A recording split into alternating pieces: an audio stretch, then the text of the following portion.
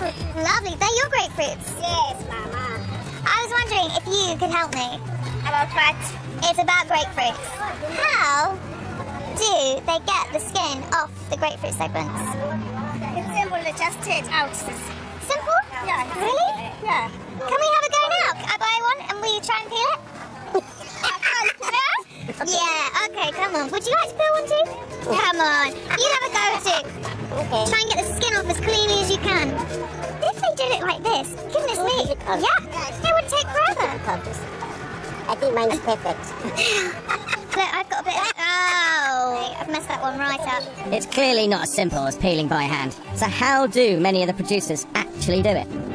Kate's heading to one of Swaziland's biggest grapefruit groves, which has over 300,000 trees. Hello, I'm Kate. I'm Jatapa. I've never ever seen fruit picked with so many machines on the go. Well, the machines are only doing the bulk movement. It's actually labor that does the physical work to pick the fruit. Actually pick Yeah. every single grapefruit off the trees. Yeah. Well, in this operation, not so much picking it. They actually shake the trees. Can we go and see? Yeah. Brilliant. Lead the way.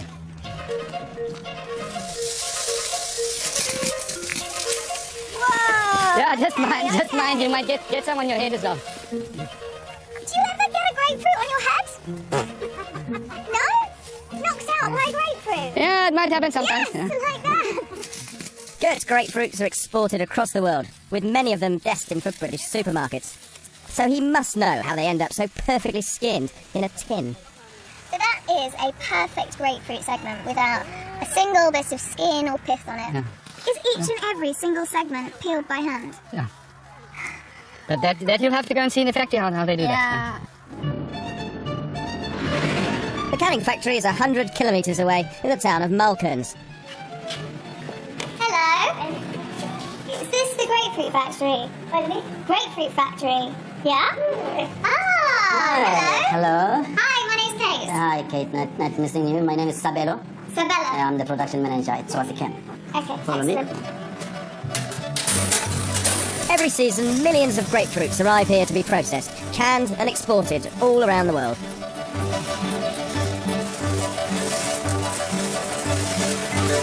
It begins with the fruit being blanched in steam to soften that tough skin.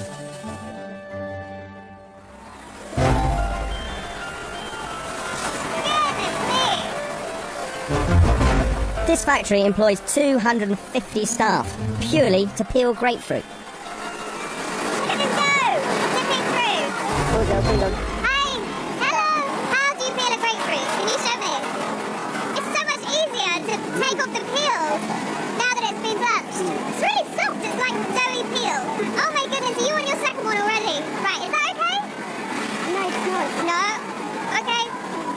So that's how the skin's removed. But how on earth do they get all that pith and membrane so perfectly off each segment? The segments you get out of the tins, they're like so uniform and they're so nicely peeled without the pith. I mean, when I was doing it, it took a long time, but I just couldn't get them kind of so perfect. It'll be a machine that's specifically designed for cutting fruit out. I mean, for somebody to sit there and sort of cut all those out manually, it's going to be quite time consuming. It will be done by machine, will that? So how do we remove the membrane? We have to remove the membrane. So the membrane, we remove it using chemicals. With chemicals? Yes, food-grade chemicals. This chemical is called hydrochloric acid. What hydrochloric acid does is to dissolve the membrane. Feel it now, it is slimy, you see? Yeah, it's breaking It's starting away. to break already. Yes, Can I use this now? I would advise you to eat it now because it is already soaked in hydrochloric acid. How long can I hold this grapefruit for? Say 2 hours or so. Because these guys are wearing gloves. Yes, because a prolonged contact may end up causing peeling off of the skin. Okay, so it wouldn't only just take the skin off the grapefruit segment, No. it would start eating my own It skin. will start eating your own skin. This method of getting rid of the membrane and the pith is known as lye peeling and is one of the most commonly used in the fruit canning industry. Hydrochloric acid is incredibly corrosive, but the canning factories use a diluted food-grade mix. So how strong is that? James is hoping that food scientist Rachel Edwards-Stewart is going to be able to help. What you can do is if you just dip that coin into the acid. Is this not like defacing the Queen? Could I not be hung for this? She's not the Queen of Scotland anyway. It's amazing how much of an impact just a few seconds in acid that's had in the coin. Yeah, and that's not, I mean, we've made quite a dilute solution that we've got here as well. So obviously if you were to put that in something that was much stronger, you'd see much more of a kind of, vigorous kind of reaction going on. Let us now look at what happens after the hydrochloric acid treatment. Inside that canopy, it's caustic soda. That sliminess, caustic soda washes away. I mean, I recognise caustic soda as something that is in drain cleaner. Yes. The caustic soda washes away the hydrochloric acid and the membrane. But when the caustic soda mixes with the acid, chlorine gas is released. So the workers have to wear gas masks. The peel is just breaking away, isn't it? All traces of the hydrochloric acid and the caustic soda are washed off the fruit in the factory. But how can such corrosive stuff still be safe to use? Can I eat this You now? can eat this one. I can eat it. I can eat it. Because caustic soda has neutralized the hydrochloric acid, so it's neutral. Yes, you can eat that. I still just don't get how using something that tells me to immediately call a poison centre in my food can be safe. Okay, well basically, although acids on their own can be quite dangerous and alkalis on their own can be quite dangerous. Quite dangerous. Very dangerous. Poison centre dangerous. But if you add the same amount of an acid to an alkali, what you will get is something called neutralisation occurring. And that means you end up with something with a very neutral pH that's neither acidic nor alkali, which is very similar to, say, water. And at that point, it will be totally harmless. And the final product that they're making is very safe for the customer to eat. You won't die. I can't taste any acid, which is missing. So the supermarket helplines were wrong. To perfectly peel tin grapefruit segments, you don't need a machine, you need an acid and an alkaline, which cleverly neutralise each other. After opening, empty out unused contents into a suitable container. That suitable container would be my mouth. But there's a bit of kind of nice symmetry and alchemy in there too, in the acid, alkaline, it all comes out neutral, a bit like Switzerland, and you get this perfect segment and convenience for the consumer. So the moral of the story is that 2 wrongs do make a right. In every single instance. Coming up, I'm off to Finland to find out about the bacteria in probiotics. Do you know what's in there? Oh, I've just got that.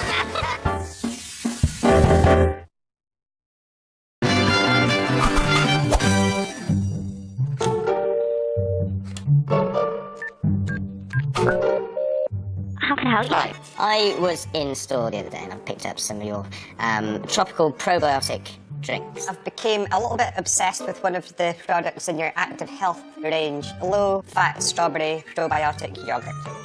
Do you know what probiotic is? Yeah, is that the one that encourages it? It's got it's got bacteria, but it's a good bacteria for your body. Oh, is it? Good bacteria. Yeah. Why would they put bacteria in a yogurt? Is bacteria not bad? It's one of those good bacteria. Why is it good? I was doing a quick Google search. I can't make head nor tail out of what it says, quite honestly. Do you know where that bacteria comes from? I don't understand it at all. I'm going to try and get through to the technologist. You may be on hold for a little bit. Would that be okay? Yeah, that's fine.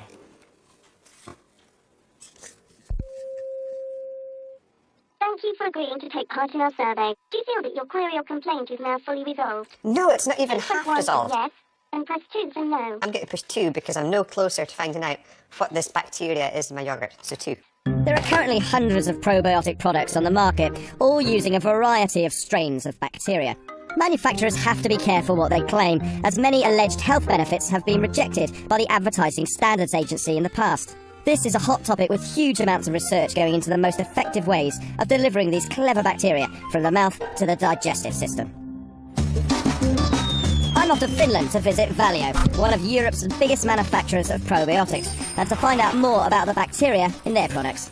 Hello, Matt. You make probiotic yogurt here. Is that right? Brilliant. Can I have a look around? Tell me a little bit about it. Can I leave this somewhere? Is there? It's not going to get nicked, is it? Lord, it's a big old unit, isn't it? Yeah, this is quite big. Quite big. Quite big. It's enormous. Yeah. Probiotics are big business. This company's strain of bacteria is currently in products in over 60 countries around the globe, and Europe is their biggest market. The Gefil's bacteria, which is used to this support is was founded about 30 years ago in America. Really? It's the most baddest bacteria in the whole world. Yeah, no, I like it.